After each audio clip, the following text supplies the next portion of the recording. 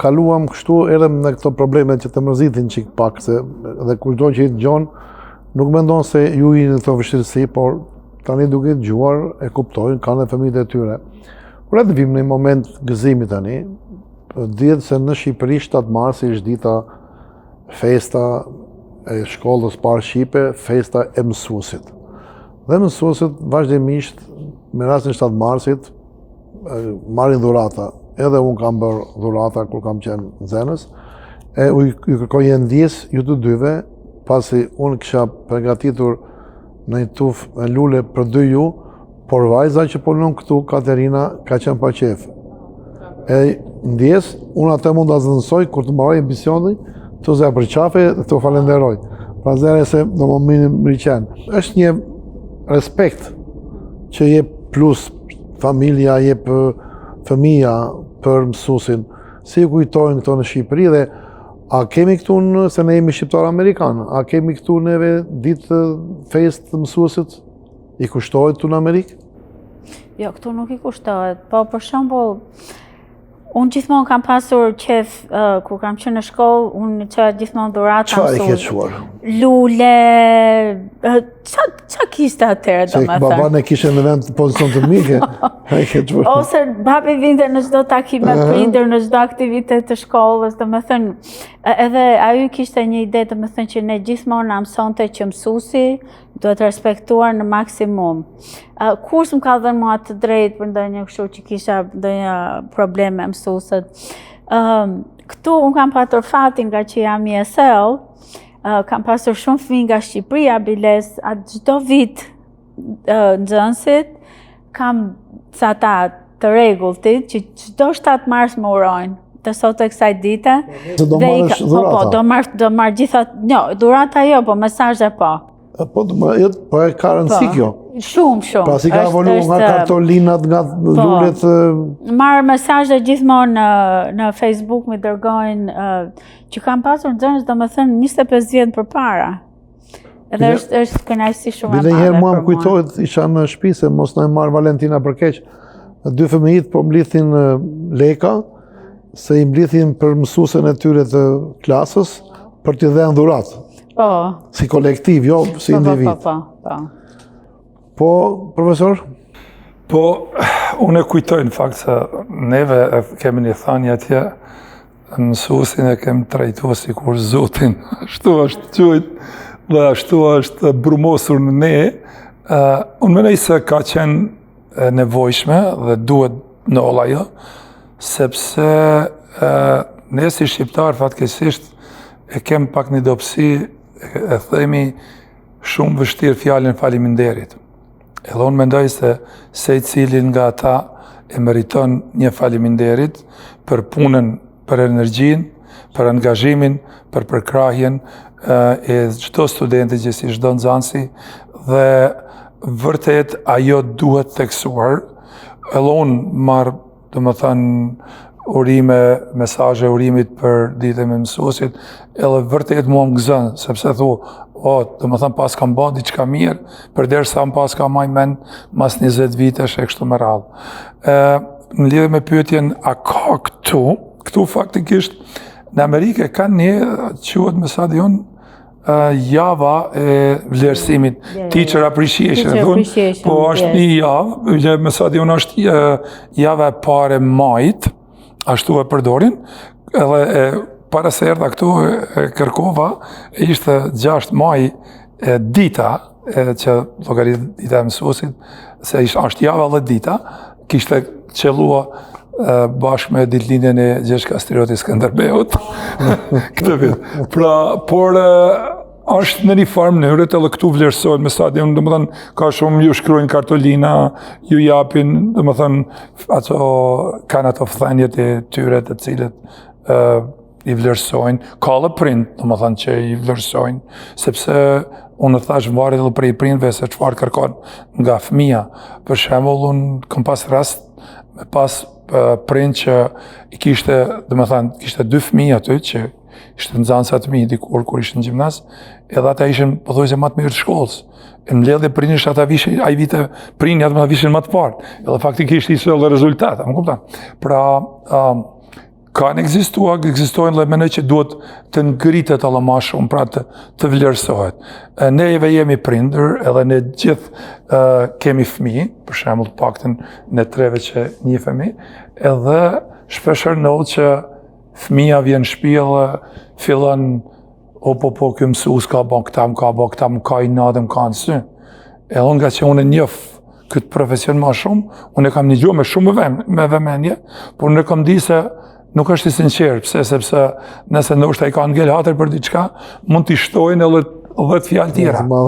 Edhe, po pastaj kam thënë, nëse si mund ndoshta ka kjo punë, ndoshta ke bë këtë gjest, pastaj ka reaguar ky, ndoshta ke bë këtë gjest, pastaj ka reaguar kështu, ndoshta ke, domethënë gjitha ato përpushin, faktikisht unë nuk isha nevojë as më pyet mësuesve çka ose vetëm nga mënyra se si e komunikojnë, domethënë tash për shembull unë si prind, çka do duhet ti kacavytesha atij ose fytesha mësuesit dhe ta ofendoj një kohë që unë e di se ai mund të ketë në klasë 30 nxënës, 30 nxënës janë 30 bota krejt ndryshme. Janë different learners, do më thënë janë gjithë se i cili mëson në mënyrën e tina, dhe tashti duhet ta fajsoj, për shembull në qoftë se ai nuk ka pas kohë me i lënë aq vëmendje sa ndoshta ky ose ajo ka pas nevojë. Pra unë vërtet duhet ta them se jo për mua se unë faktikisht unë u plaka tani, por për gjeneratët që vinë e të cilët duhet të merren me këtë profesion, ata janë të lindur. Këtu dallon, domethënë, mund të kesh një mësues që ka shkua dhe bën këtë punë vetëm për të marrë rrogën, por unë njoh shumë nga ata që bajnë këtë punë se e bajnë me pasion. Do të them personalisht, nuk më pëlqen me folë për veten, por thjesht një shembull, kur kam shkuar me studio matematikën, unë nuk kam di se sa është rruga e një simulancit ose një nuk kam dit as, nuk kam pyet, së më ka intereso fare. Biles, edhe me shumë kolegë, për shembull, me arsimimin tim, sigurisht po të punoja për një kompani automobilash tani, do të merrja edhe më shumë para, por unë e baj për faktin se e kam me pasion, edhe mendoj se këtu është fusha që unë e baj me dëshirë dhe jam më i suksesshëm. Edhe mund t'i vej dikuj që ndoshta unë mundon t'ja jap mësim dhe të kaloj përmes këtij procesit. Pra, nëse një mësimdhënës, jo vetëm mësimdhënës, por një punëtor shkon në punë vetëm për të marrë rrogën dhe me nxi pret, domethënë mbaroj orari i punës, domethënë këtu janë dy gjëra jo të mira. Njëra është sepse ti faktikisht jetu me punua kundër vetvetes, jetu me lodh veten edhe fizikisht, po edhe psiqikisht, dhe në fundin nuk je i kënaqur asnjëherë. Pra kjo është që ty bajnë thirrja ata që ndjejnë dhe e bajnë me dëshirë këtë profesion, le ta bajnë, le të përkushtohen, pavarësisht vështirësive që neve i theksu ma parë, është ajo bukuria me madhe që depërton për të fituar një kënaqësi dhe një lumturi, sepse ka shumë rëndësi nëse ti si person një ditë e mendon se ke qenë të paktën një guralec ose një copës e gurit vogël në formimin, në karakterin dhe në ndërtimin ose formimin e tij si njeri ose si intelektual.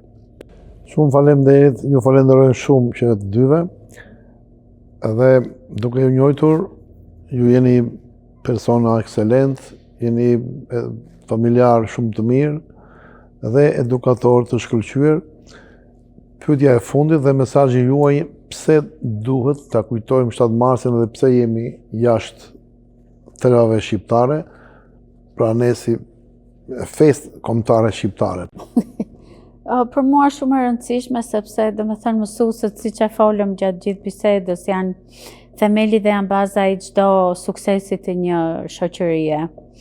Dhe sidomos domethënë kudo në botë që të jemi, prapa ajo detyra e brezit të ri, domethënë një fakt që ne kur na shikon një nxënës në rrugë që kemi pasur dhe thotë që wow, faleminderit për ndihmën që më dhe, ajo është një kënaqësi shumë e madhe, domethënë nuk ka kënaqësi monetare, por kënaqësia shpirtërore shumë e madhe e mësuesit dhe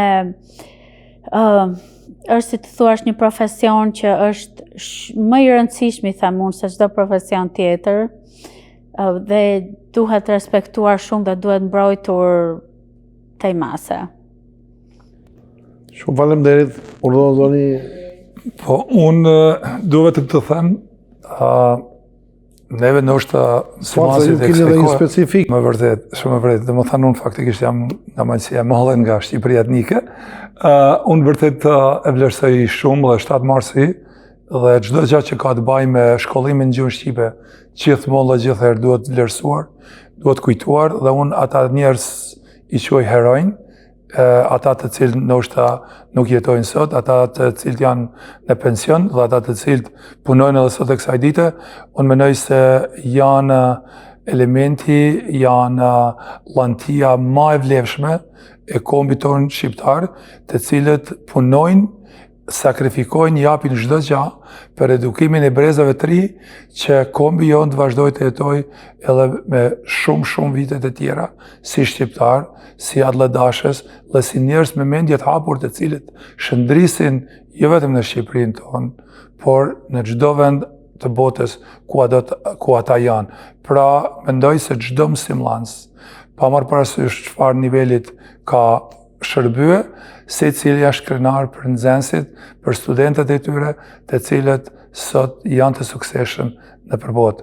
Edhe njëherë gëzuar 7 marsin, të gjithë mësimdhënësve pa dallim, kudo që janë, kudo që ndodhen, dhe faleminderit shumë, një faleminderit shumë të madhe për gjithë ju që keni sakrifikuar çdo gjë për ta bërë punën tuaj sa më profesionalisht që studentët, nxënësit tuaj të jenë suksesshëm.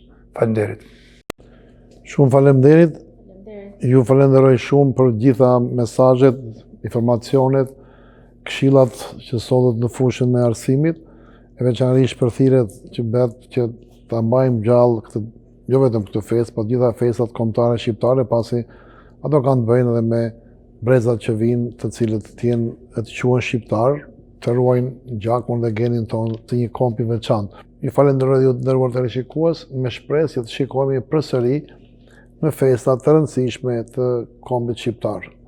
Mirupafshim, faleminderit edhe juve. Shumë faleminderit.